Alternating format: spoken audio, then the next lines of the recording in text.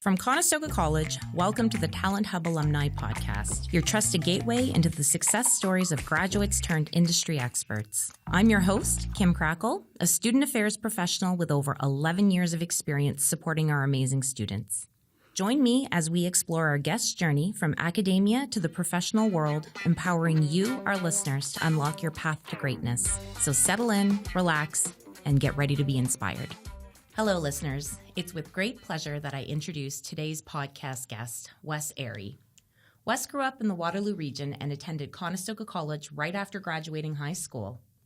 While at Conestoga, he completed the Social Services Diploma program. Wes continued his education at the University of Waterloo in Social Development Studies and Theatre and graduated from UW with a Bachelor of Arts degree in Social Development Studies. Wes has worked for several local social service agencies, including adult mental health organizations, adult developmental services organizations, child protection, and public education. Currently, he's in his 12th year of employment with the Waterloo Regional Police Service as a constable in their community engagement and Wellbeing branch. He's also part of the crisis negotiation team. Wes, thank you again for joining us. It's an absolute pleasure to have you here. Great to be here. Thank you. And I'm going to get started with my, I can't call it my favorite question. It's like picking your favorite child. But I guess the question that I love to get an answer about, because I'm such a bookworm, tell me about your favorite book. Favorite book?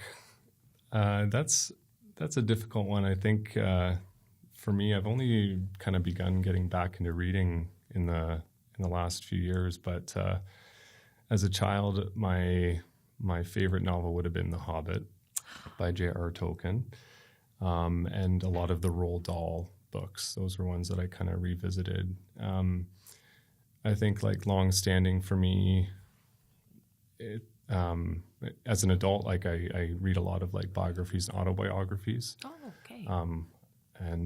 So I find those to be quite influential. But I think like the most influential book for me would be actually the Bible. I know it's maybe not everyone's first choice book, but that's probably if I had to say a favorite book or most influential, that would be the one for me. That's amazing. Thank you for sharing that. And like quite a breadth of different sort of topics and genres that you're interested in. And we're going to be putting together a virtual bookshelf, so we'll make sure that we add some of your top picks there too. Nice. Yeah.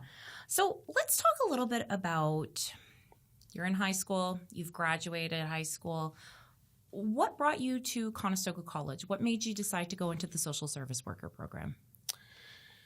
Yeah, it was kind of a series of things that led me to the social service diploma program, which was at the time a highly competitive program to get into.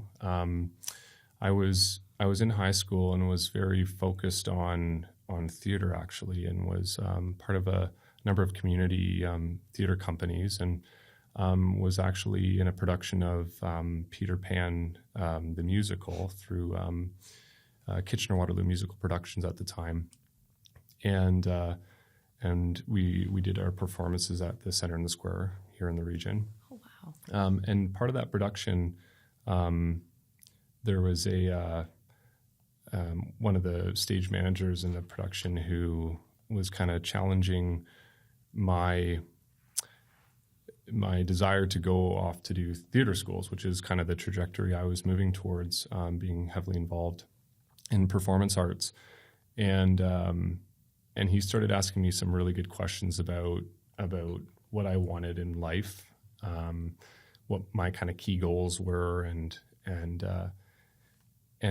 it kind of narrowed my own understanding of what I wanted for the future to be more than pursuing just arts. And a lot of what I really enjoyed even about the arts was the people interactions, and kind of the diversity of people and people-related issues, and understanding that through theatrical arts. And I had been involved in some voluntary initiatives through my adolescence that kind of really paved the way for my interest in people. And so I was, at that point, was kind of coming up to deadlines for colleges and universities, and my school was pushing me towards university academia, and I was really feeling like I wanted more of the practical work experience, life experience. And so I just started browsing brochures. This is going back a few years now. And I came across a few pamphlets from Conestoga College, and one was the social service program, and it broke down kind of the key courses and then the types of jobs that you would potentially have upon graduation. It appealed to me that it was a 2-year program and that it was very helping focused, and that I could complete this 2-year program and have a pretty high success rate of a guaranteed income, which was important to me as a 19-year-old as well. So that was kind of the key trajectory for setting me on the path to college, and even against my guidance counselor's direction of going to college versus university. How amazing is it that you actually had a person in your life that was challenging you to think a little bit differently about what you wanted to do and how you wanted to get there, and really made you kind of dig deep into what was really important to you, and it was the people. Yeah, that was really where your passion lies. Yeah, that's really amazing. Yeah. Were there other programs that you were looking at the time that stood out as well? Like you mentioned that you were looking at maybe doing like theater, or were you looking at other programs like in the college stream that were that, like you mentioned, like that hands-on approach? And I can see why you would be, interested in theater, because it's so much of that like whole body, interaction when you're working. Yeah. Yeah. I mean, I switched gears completely. And so again, I was like, I think I got my application in like right at the deadline. So when I looked at the college, I did put in applications for the Human Services Foundation's program, which was similar to that of the social service program. And as well as the Police Foundation's program as well, which is interesting to me in hindsight, because I actually didn't really have any interest in being a police officer. Oh, really? No. Okay. So we're going to dig deeper into that. Sure. Yeah. I mean, I think the interest kind of start and finished at, policing is a helping profession. So I guess I could put my hat in the ring for that program too. And that was really the extent of it. But it wasn't a program I was very interested in. I was really interested in social services. But I also recognized that it was highly competitive, and there was a good probability I wouldn't be successful getting into the program. So I wanted to have some other possibilities available. And then I had my applications into universities as well, and mostly for arts programs. But again, not any interest in it, just mainly because I looked at it, it just seemed quite ambiguous to me. I didn't know where I could go with those, with that level of education, especially with the cost that was involved with that as well. Mm-hmm. So that's where the college really appealed to me. And really at that point in time, I had, with that guidance I did get from that stage manager who, probably to this day has no idea the impact he had on me, but that was quite possibly one of the greatest pieces of advice I had, and the biggest life-changing advices I had at that point in time. But it really changed my mindset from even doing performance arts to going into a helping profession, or at the very least giving that a try. And so I wasn't looking at performance arts schools anymore. I was purely looking at social services, which even at that time I didn't really know what that meant. Don't you wish you could go back and maybe find that stage manager and just say, like, thank you. Like, you literally in one conversation changed the trajectory of my life. I think that's such a beautiful moment. You talk about those sliding door moments. If you hadn't had that conversation, where would you be right now? What would you be doing? It could be, maybe you'd end up in the same spot. Maybe you'd be doing something completely different, right? Absolutely. And you bring up a good point. And that's maybe something I do need to do, because it's actually come up more frequently of late. So, yeah. I feel like there's some serendipity happening here. Yeah. So let's talk about your time when you were a student at Conestoga College. So Is there a moment or an experience that kind of stands out while you were studying at Conestoga that, you know, is particularly meaningful or impactful? It could be either personally or professionally while you were, you know, if you had a part-time job while you were there, or... Yeah, I mean, there's so much when I reflect on my 2-year diploma program with at Conestoga College that stands out. I still, to this day, when people ask me about my education and my past experience, when I reflect on my time with the college, it was easily the 2 most informative years of my life. Wow.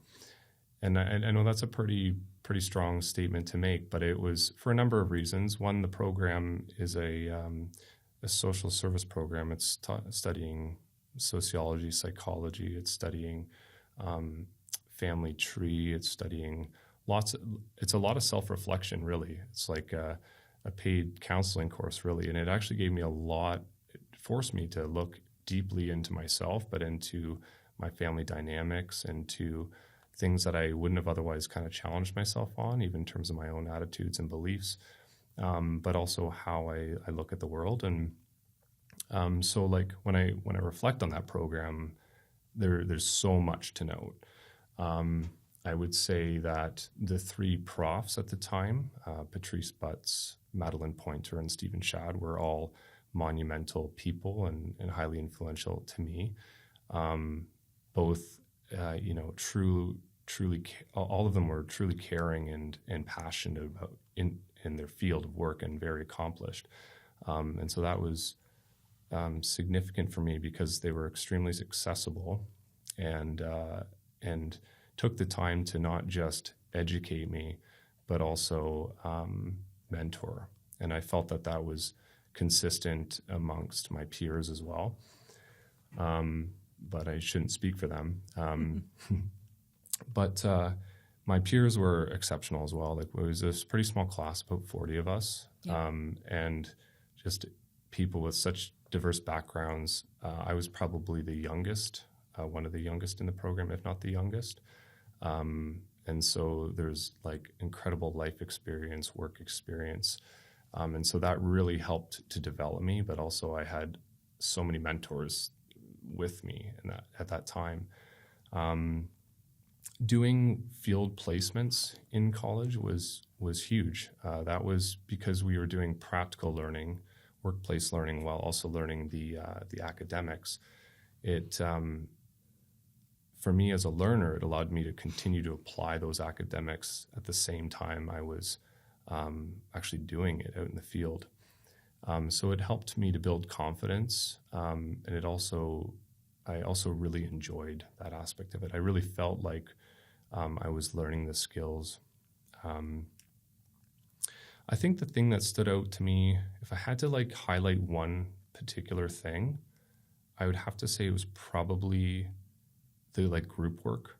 Like when I reflect on memories, it was like the group work that we got to do. Like we really built close relationships with each other, and we learned so much from each other. And then you'd take on these large projects together, but when you'd accomplish it, there was a significant sense of accomplishment when you're doing that as a team versus individually, even though there is obviously satisfaction from that too. But oh my goodness, so many things that we could like pick out from this, you know, the support that you received from the faculty while you were there.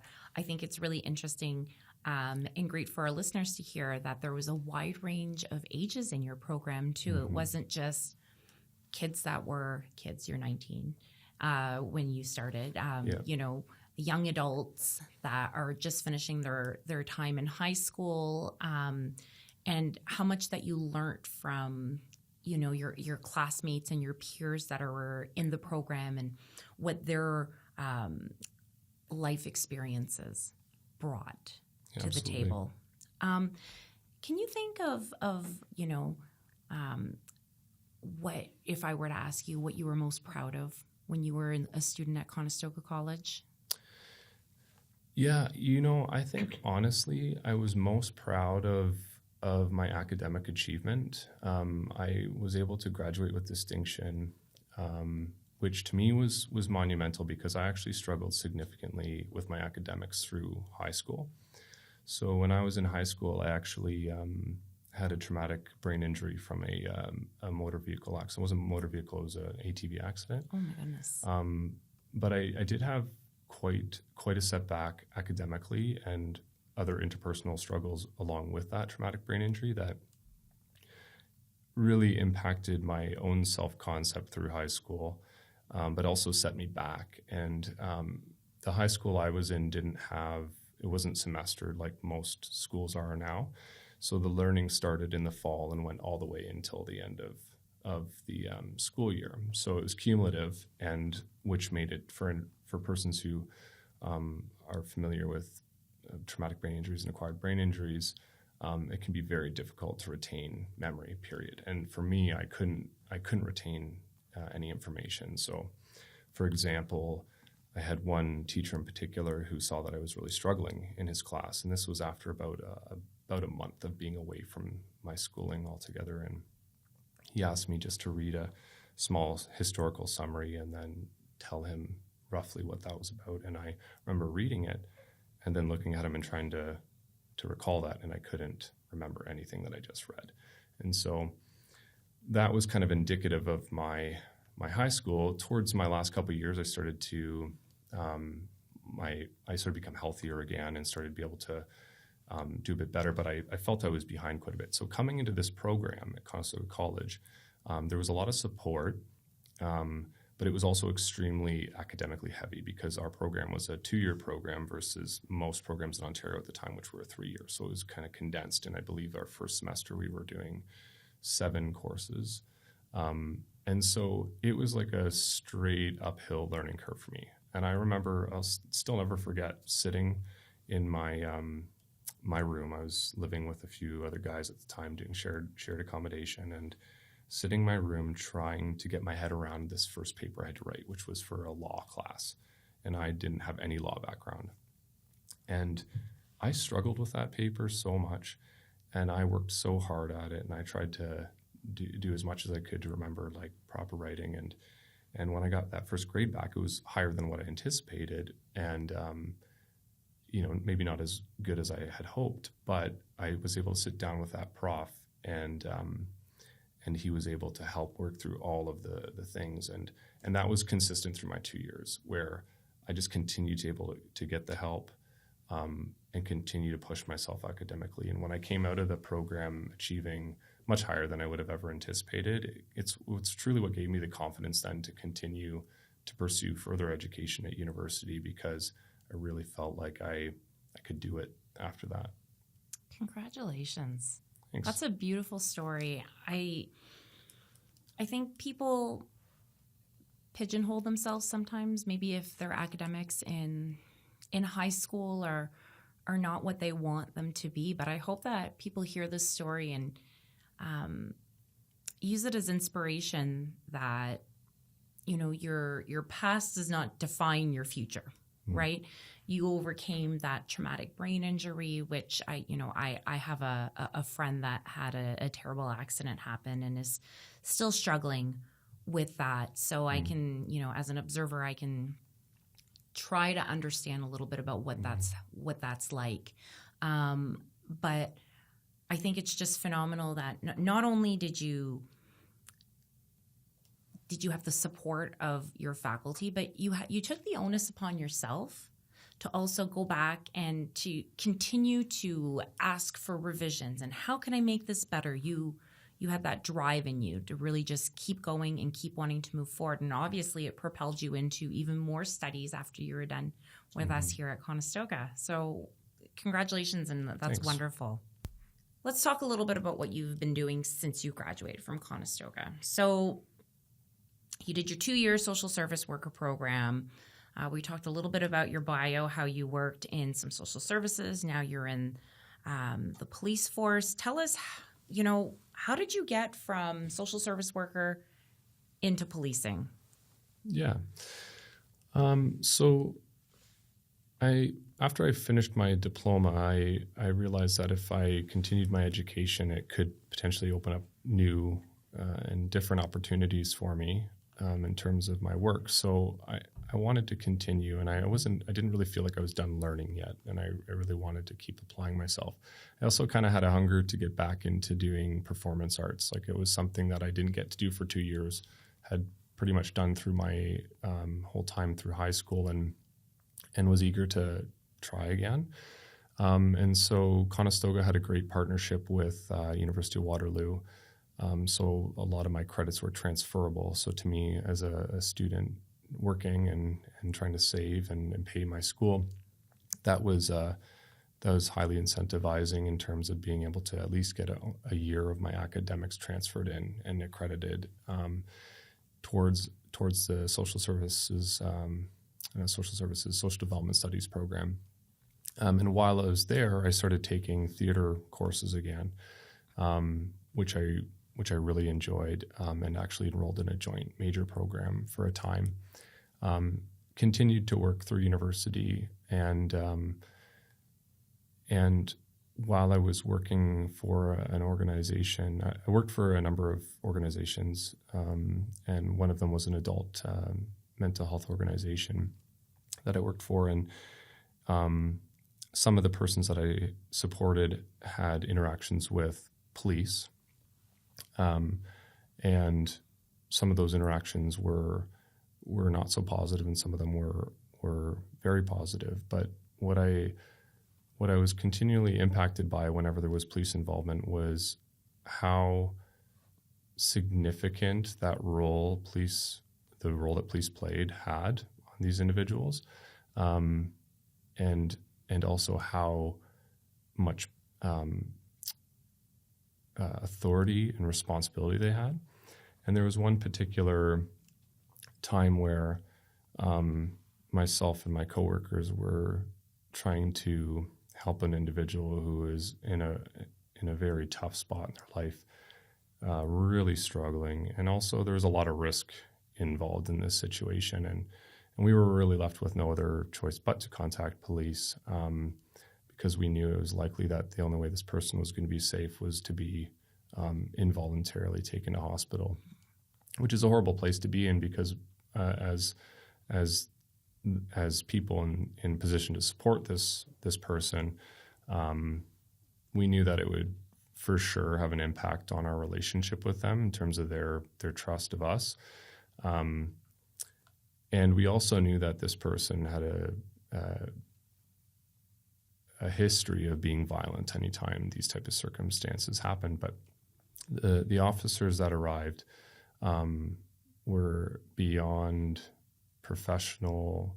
They de-escalated the situation in an incredible way, and built rapport with this person quite quickly given the circumstances. And I remember just being there as an observer, just watching them and being really amazed, also by the impact, because this person had, a number of different identified traumas in their life, and I just thought how neat that was. And so I kind of, through my career in social work, just continued to have like these interactions with police, and was always kind of mystified but amazed by the profession. And I saw the challenge in it too, because typically what I would see police involved would be when there was a crisis of some sort. And to me, I did a lot of work in crisis work, and so that was the type of work that really appealed to me. And so it was more the challenge of that profession that got me kind of interested in that and investigating it more as a potential career option, which I hadn't up to that point. So amazing. As you kind of went through your journey once you graduated, your school, have there been any mentors that you've worked with, or supporters that have kind of helped you along your journey going from, schooling to, your work in social services to into the police force? Do they ebb and flow in and out of your life? Yeah, I would say, like, for sure, even when, again, looking back to my time at Conestoga College, I would say that all three of my profs were mentors to me. Stephen Shad was was a significant mentor to me and taught me much about what was important to me. And I continued to reach out to him for mentorship leading up to my career in policing. I wouldn't say I've got like one overarching person who's been a mentor to me. I've had lots of people who have been very influential over time, including obviously my childhood, some being familial and some being like peers, parents. But in terms of my academics and my profession, certainly like my parents were always very supportive around my pursuits. And then in policing, I've had specific peers and supervisors who have definitely maybe identified strengths or weaknesses of my own that have helped to look at different pathways for me. So, yeah. Great. Can you share maybe some challenges or obstacles that you've encountered in pursuing your career, and how did you overcome these? I think my challenges and obstacles would be probably similar to what a lot of people experience. The process to getting into policing is competitive, and there's a lot of steps involved, and it's certainly become quite streamlined even in my time being a police officer. For me, it was more just like the steps to get to where I needed to be, and I never really felt sure there was maybe barriers, be it financial or time, but maybe my trajectory to policing felt less barrier specific because I didn't actually see it as a profession. It was one that I was very happy doing the work I was doing, and continued to move from one opportunity to the next. And then when I saw that policing was a career I really wanted to develop into, I just started pursuing it. And when I first made that conscious decision, I had done a number of things to really kind of make that firm decision, one being the Citizens Police Academy, which is open to the public, as well as a police ride-along at the time. And that was kind of what sealed the deal for me. But when I put my application in, I knew that if it took me 5 years, then that's what it would take. That was kind of where I was resolved at. But, if there was going to be any barrier, it would have been probably my own self-doubt. Okay. Oh, wow. I think that's really important for people to hear that, sometimes we can be our own worst enemy, right, when it comes to doing something. But what I'm hearing from you is, even though you may have had that self-doubt in you, you still had the desire and the drive and the ambition to push through, whether it took you, like you said, whether it was 5 years from now that you were going to do it some way, somehow. One of the questions that we have was, what's one thing in your career journey that you didn't expect? And do you think policing might be one of those things that you didn't expect when you first started, that this was going to become a passion for you? Yeah, for sure. I never anticipated that. And, even still, like, policing is a career where there is so many aspects of policing, and it's such a diverse profession. And so, like, I can go from day to day, and I still am surprised by the work. And there are still lots of days when I put on the uniform where it dawns on me, I'm like, oh, right, I'm a police officer. Got quite a bit of responsibility here.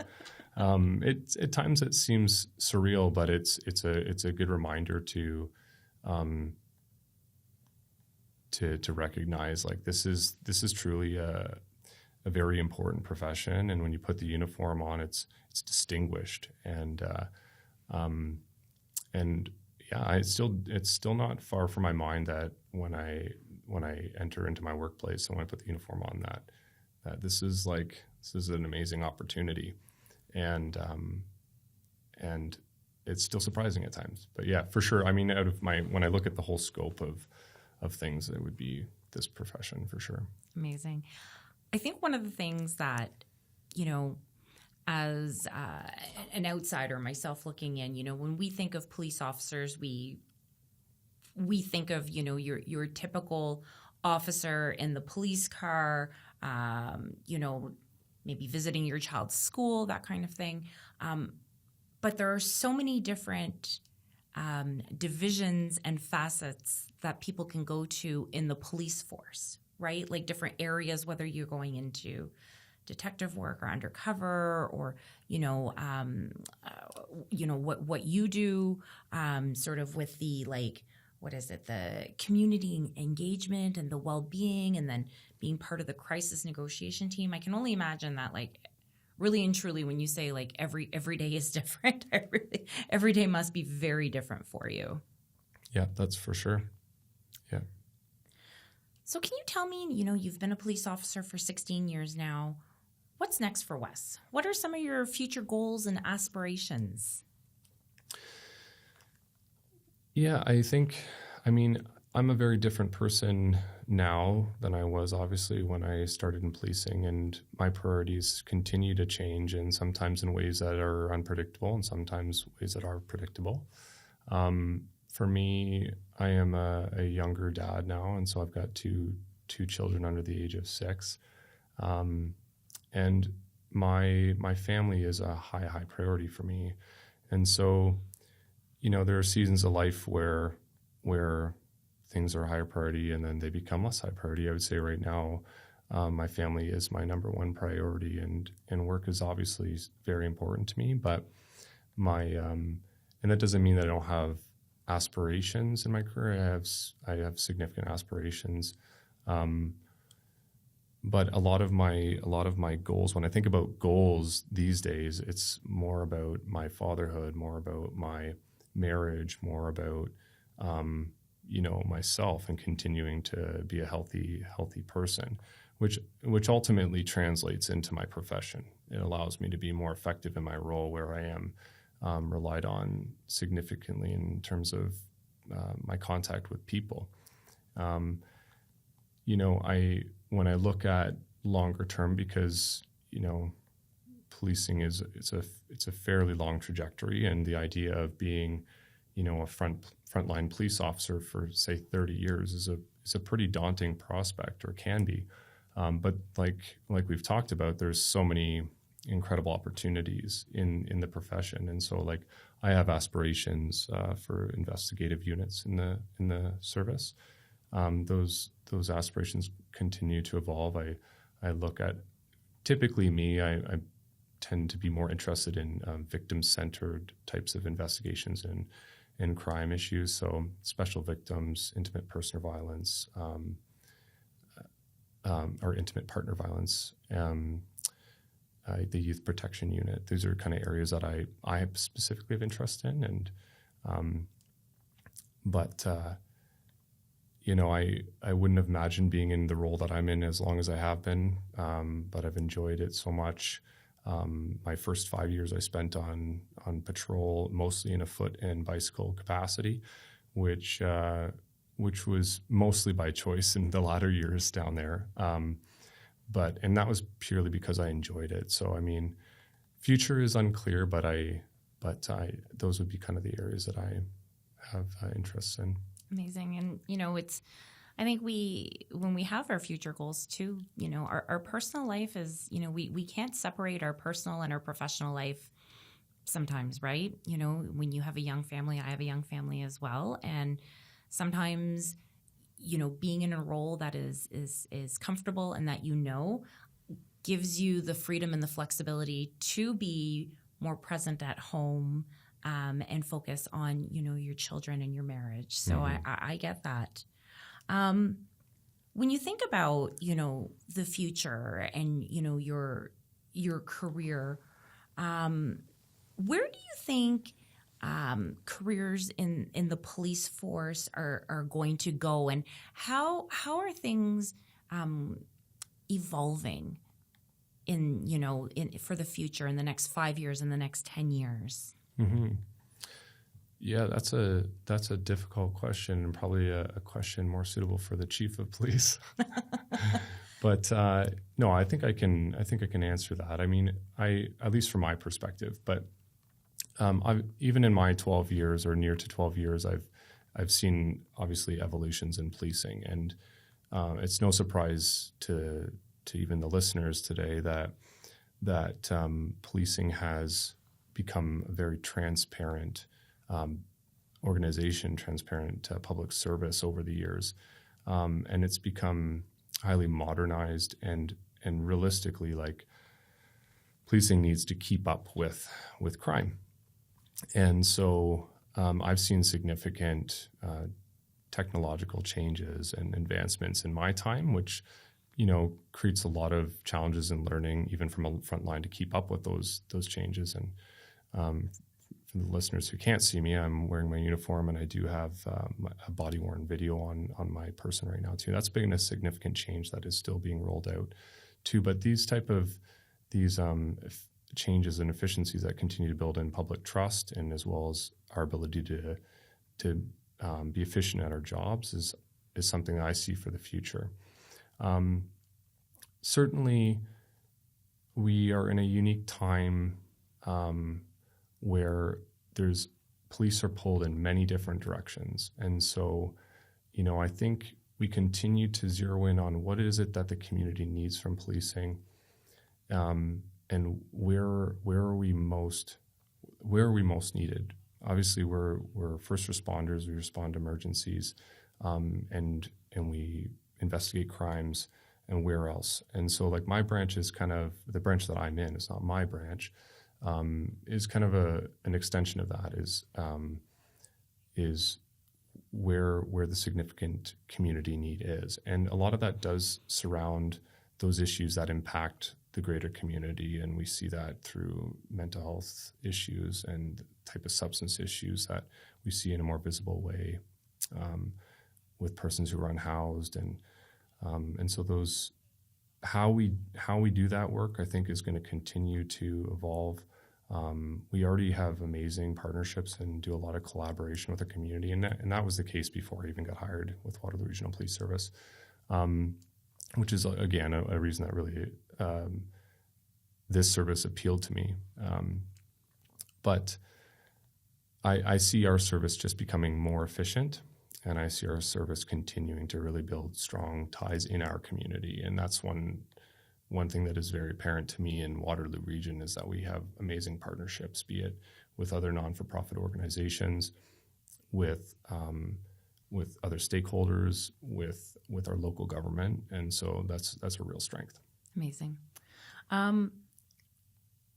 What advice would you give to students that are, looking to maybe follow in footsteps similar to you, or a career path similar to you? Yeah, I think my advice would be never stop pursuing something, and be it something that you're passionate about. I think, again, like policing, we serve everyone in the community, and so that means we're serving people with every possible walk of life experience, and so the more diverse personnel we have in the service, the more effective we are in our community. And so, when I even think about my class 12 years ago, we had such a range of experience, education, and it made it a very strong class. And I think there may have been 2 persons that had a Police Foundation's background. The rest had different trades and university education, which made it very, very interesting. So again, I think if someone has interest in this career, pursuing education, being a community ambassador, truly being involved in the community, and not just because you want to become a police officer, but because I think you'll find when you invest on a volunteer basis, there's so much that you gain from that, so much you learn, and so much you you feel from being connected to your community. There really is no education that's the wrong pathway into policing. It's truly about demonstrating that you can be a strong community ambassador, and that you do have the ability to commit to and achieve great things and be a learner. There really is no wrong pathway. I mean, when I got hired, we had real estate agents, we had mechanics, we had accountants, teachers, social workers, border security. Like it was such a range of experience. So don't hesitate to pursue something that you're very interested in, and keep on that path to pursuing policing.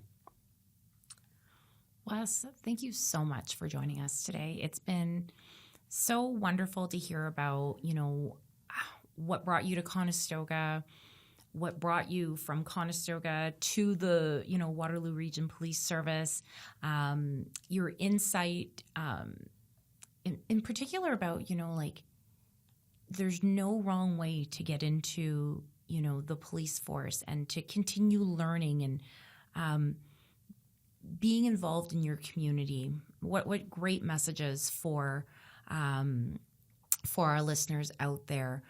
We thank you again for joining us today, and wish you all the best as you continue on. Thank you. Thanks very much. Appreciate it. We've reached the end of this episode of the Talent Hub Alumni Podcast. Thank you for listening. We appreciate your support and hope that this episode fills you with inspiration and serves as a catalyst for finding your passion and path.